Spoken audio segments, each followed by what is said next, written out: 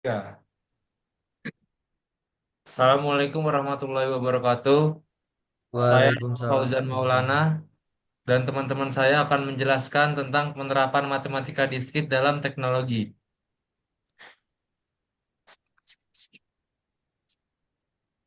Saya beranggotakan 5 orang, yaitu ada saya sendiri, Raka Fauzan Maulana, dan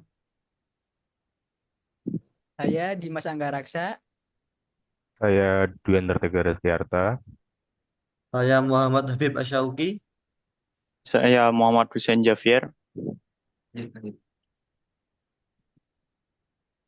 ya, saya akan menjelaskan tentang penerapan dalam prosesor. Penerapan matematika diskrit dalam teknologi. Penerapan matematika diskrit membantu membuat rumus pemrograman yang selanjutnya digunakan untuk mengembangkan ilmu komputer. Sangat berguna dalam mengembangkan perangkat hardware maupun software seperti halnya prosesor pada komputer. Berikut penerapan matematika diskrit dalam pembuatan prosesor. Ya, yang pertama yaitu ada perancangan sirkuit digital, yaitu tentang logika Boolean yang digunakan untuk merancang gerbang logika dasar seperti AND, OR, NOT, dan XOR. Setiap operasi logika pada prosesor diwakili oleh kombinasi gerbang logika ini. Contohnya yaitu unit aritmatika logika dibangun menggunakan operasi Boolean untuk menjalankan operasi matematika dasar. Cara kerjanya yaitu insinyur menentukan fungsi logika yang dibutuhkan, misalnya yaitu penjumlahan. Kemudian fungsi ini diterjemahkan menjadi tabel kebenaran seperti false true itu. Kemudian tabel kebenaran ini diimplementasikan dalam bentuk gerbang logika fisik. Yang kedua yaitu pengoptimalan sirkuit dengan kombinatorika. Penerapannya yaitu kombinatorika membantu meminimalkan jumlah komponen logika dalam sirkuit. Contohnya yaitu metode seperti Quine-Mikulski atau Katnaq-Map yang digunakan untuk menyederhanakan fungsi boolean.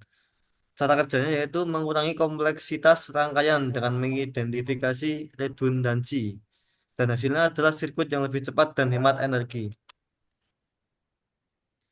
Yang ketiga yaitu manajemen data dengan teori himpunan. Penerapannya yaitu dalam desain memory cache prosesor, teori himpunan akan digunakan untuk menentukan struktur seperti set associative cache. Cara kerjanya yaitu data yang sering digunakan dikelompokkan dalam himpunan tertentu. Kemudian mekanisme ini memungkinkan prosesor menemukan data yang lebih cepat dan mengurangi waktu akses memori. Yang keempat yaitu finish state machines. Penerapannya yaitu digunakan untuk mengontrol proses seperti eksekusi instruksi, manajemen pipeline, dan komunikasi antar komponen. Cara kerjanya yaitu FSM merepresentasikan setiap langkah eksekusi sebagai sebuah stage. Kemudian prosesor berpindah antar state berdasarkan input dan memastikan operasi berjalan terorganisir. Berikutnya yang kelima yaitu teori graf untuk interkoneksi dan paralelisme. Penerapannya yang pertama, teori graf digunakan untuk merancang jaringan interkoneksi di dalam prosesor multicore. Contohnya, graf dapat mempresentasikan jalur data antara inti prosesor. Cara kerjanya, yang pertama, analisis graf digunakan untuk meminimalkan latensi data dan mengoptimalkan komunikasi antar core. Yang kedua, algoritma seperti shortest path membantu memastikan data dikirim melalui jalur tercepat. Yang keenam, kriptografis dan teori bilangan. Penerapannya yakni algoritma kriptografi yang kompleks diterapkan langsung pada perangkat keras. Cara kerjanya, prosesor dilengkapi dengan instruksi khusus untuk mempercepat operasi bilangan besar seperti faktorisasi atau perkalian modular. Ini memungkinkan perangkat keras memproses enkripsi lebih cepat daripada perangkat lunak. Yang ketujuh, optimalkan instruksi dengan algoritma diskrit. Penerapannya yakni algoritma seperti scheduling digunakan untuk mengelola eksekusi paralel pada prosesor multicore. Cara kerjanya, setiap instruksi yang diterima prosesor diatur dalam urutan optimal. Tujuannya adalah memaksimalkan throughput tanpa konflik sumber daya. Yang kedelapan, pengujian dan simulasi. Penerapan pengujian perangkat keras menggunakan model diskrit seperti simulasi waktu. Cara kerjanya, model ini mempresentasikan perilaku sirkuit pada berbagai skenario. Kesalahan atau inefisiensi dapat diidentifikasi sebelum sirkuit diproduksi. Oke, selanjutnya next.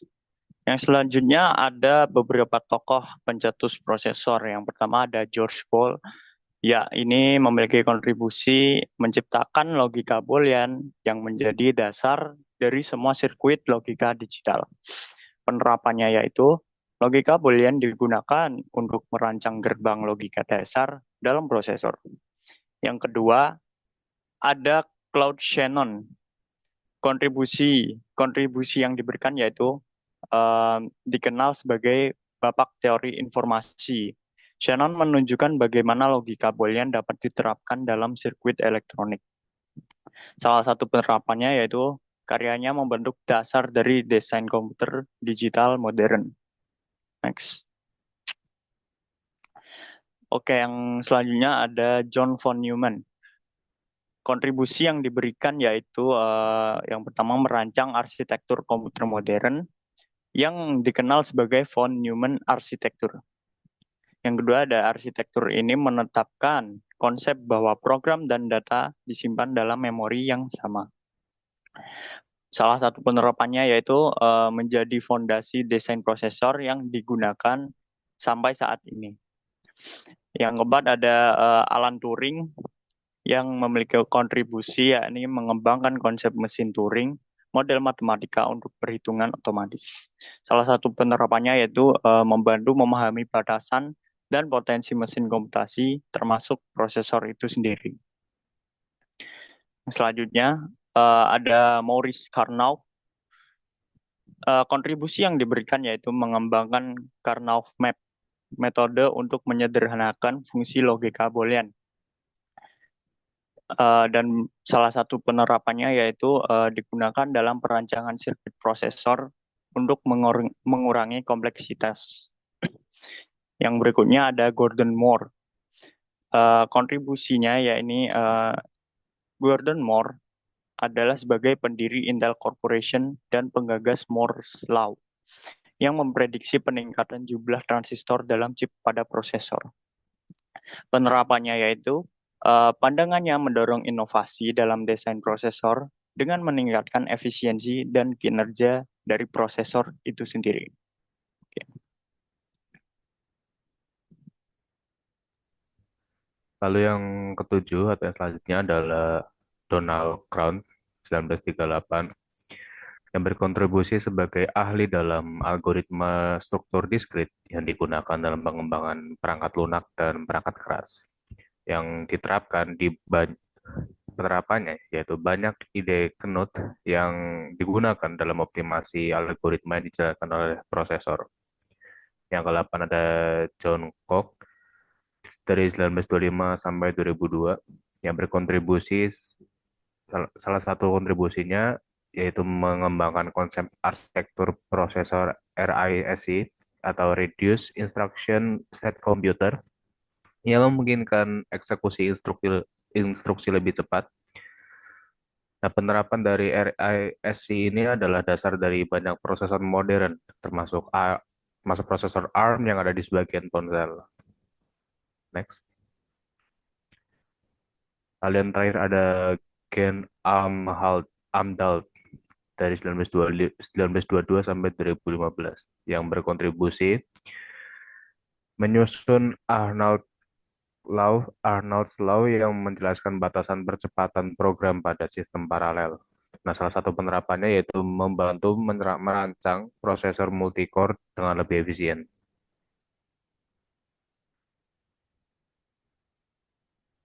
Nah, jadi untuk kesimpulan dari presentasi kali ini yaitu matematika diskrit merupakan fondasi penting dalam pengembangan teknologi modern, khususnya dalam perancangan dan pengoptimalan prosesor serta perangkat keras lainnya.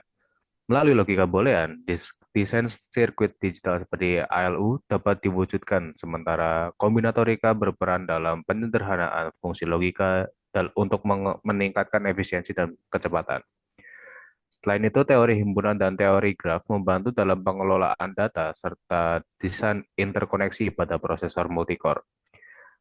Finite State Machine atau FSM memastikan eksekusi instruksi yang terorganisasi, sedangkan penerapan teori bilangan dalam kriptografi menjamin keamanan data.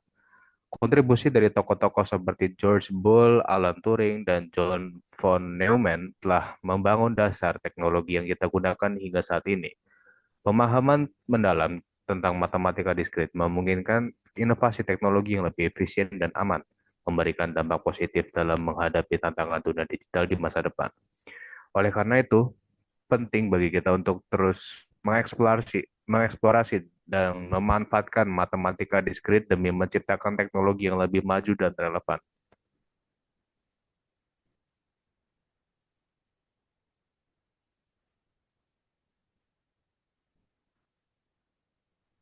Langsung aja penutupan.